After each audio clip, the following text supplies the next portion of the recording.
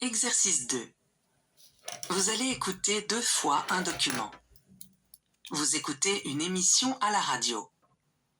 Lisez les questions, écoutez le document, puis répondez.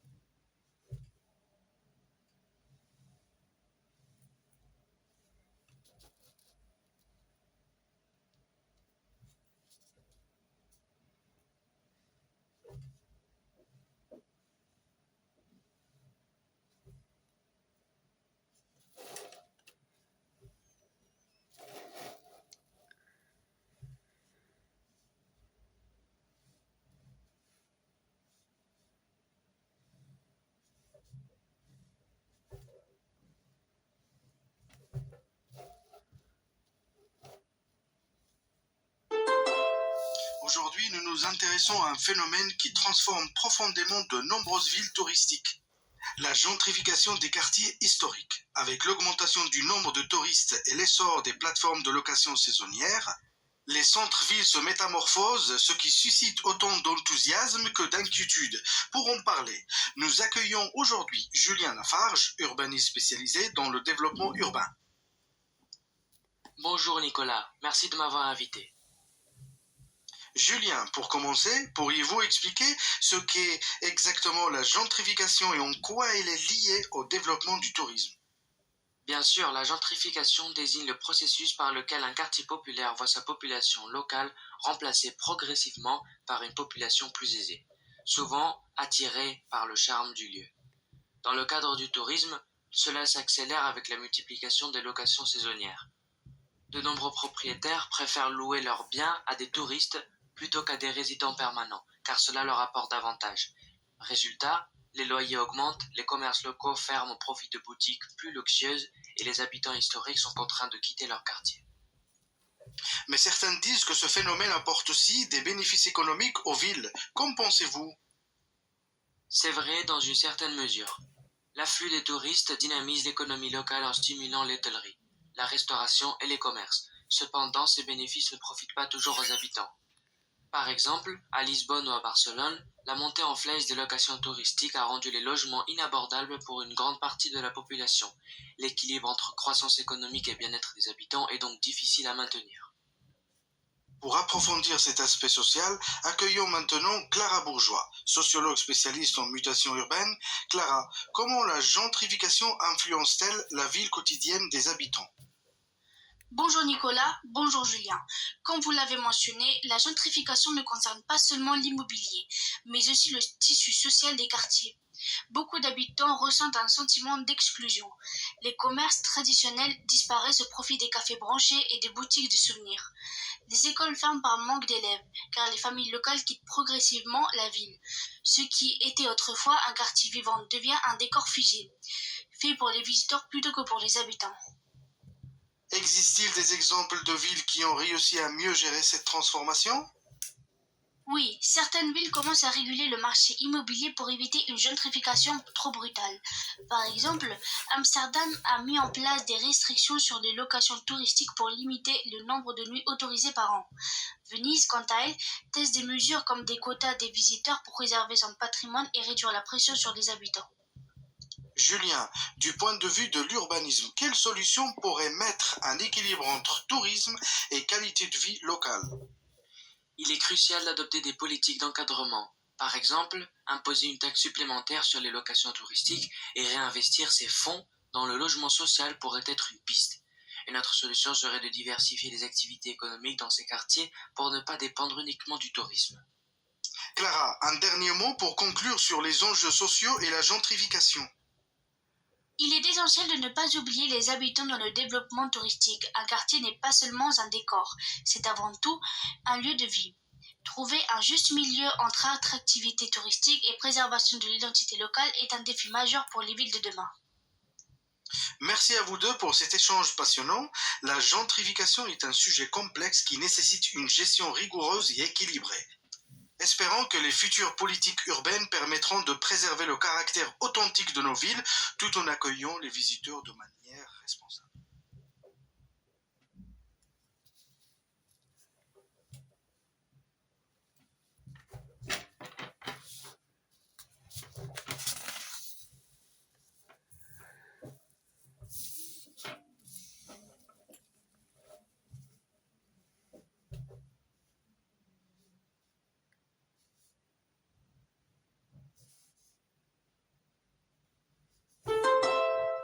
Aujourd'hui, nous nous intéressons à un phénomène qui transforme profondément de nombreuses villes touristiques.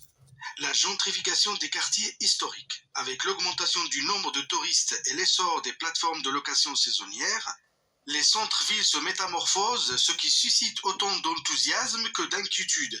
Pour en parler, nous accueillons aujourd'hui Julien Lafarge, urbaniste spécialisé dans le développement urbain. Bonjour Nicolas, merci de m'avoir invité. Julien, pour commencer, pourriez-vous expliquer ce qu'est exactement la gentrification et en quoi elle est liée au développement du tourisme? Bien sûr, la gentrification désigne le processus par lequel un quartier populaire voit sa population locale remplacée progressivement par une population plus aisée, souvent attirée par le charme du lieu. Dans le cadre du tourisme, cela s'accélère avec la multiplication des locations saisonnières. De nombreux propriétaires préfèrent louer leurs biens à des touristes plutôt qu'à des résidents permanents, car cela leur apporte davantage. Résultat, les loyers augmentent, les commerces locaux ferment au profit de boutiques plus luxueuses et les habitants historiques sont contraints de quitter leur quartier. Mais certains disent que ce phénomène apporte aussi des bénéfices économiques aux villes. Qu'en pensez-vous? C'est vrai dans une certaine mesure. L'afflux des touristes dynamise l'économie locale en stimulant l'hôtellerie, la restauration et les commerces. Cependant, ces bénéfices ne profitent pas toujours aux habitants. Par exemple, à Lisbonne ou à Barcelone, la montée en flèche des locations touristiques a rendu les logements inabordables pour une grande partie de la population. L'équilibre entre croissance économique et bien-être des habitants est donc difficile à maintenir. Pour approfondir cet aspect social, accueillons maintenant Clara Bourgeois, sociologue spécialiste en mutation urbaine. Clara, comment la gentrification influence-t-elle la vie quotidienne des habitants? Bonjour Nicolas, bonjour Julien. Comme vous l'avez mentionné, la gentrification ne concerne pas seulement l'immobilier, mais aussi le tissu social des quartiers. Beaucoup d'habitants ressentent un sentiment d'exclusion. Les commerces traditionnels disparaissent au profit des cafés branchés et des boutiques de souvenirs. Les écoles ferment par manque d'élèves, car les familles locales quittent progressivement la ville. Ce qui était autrefois un quartier vivant devient un décor figé, fait pour les visiteurs plutôt que pour les habitants. Existe-t-il des exemples de villes qui ont réussi à mieux gérer cette transformation? Oui, certaines villes commencent à réguler le marché immobilier pour éviter une gentrification trop brutale. Par exemple, Amsterdam a mis en place des restrictions sur les locations touristiques pour limiter le nombre de nuits autorisées par an. Venise, quant à elle, teste des mesures comme des quotas des visiteurs pour préserver son patrimoine et réduire la pression sur les habitants. Julien, du point de vue de l'urbanisme, quelle solution pourrait mettre un équilibre entre tourisme et qualité de vie locale? Il est crucial d'adopter des politiques d'encadrement. Par exemple, imposer une taxe supplémentaire sur les locations touristiques et réinvestir ces fonds dans le logement social pourrait être une piste. Une autre solution serait de diversifier les activités économiques dans ces quartiers pour ne pas dépendre uniquement du tourisme. Clara, un dernier mot pour conclure sur les enjeux sociaux et la gentrification. Il est essentiel de ne pas oublier les habitants dans le développement touristique. Un quartier n'est pas seulement un décor, c'est avant tout un lieu de vie. Trouver un juste milieu entre attractivité touristique et préservation de l'identité locale est un défi majeur pour les villes de demain. Merci à vous deux pour cet échange passionnant. La gentrification est un sujet complexe qui nécessite une gestion rigoureuse et équilibrée. Espérons que les futures politiques urbaines permettront de préserver le caractère authentique de nos villes tout en accueillant les visiteurs de manière responsable.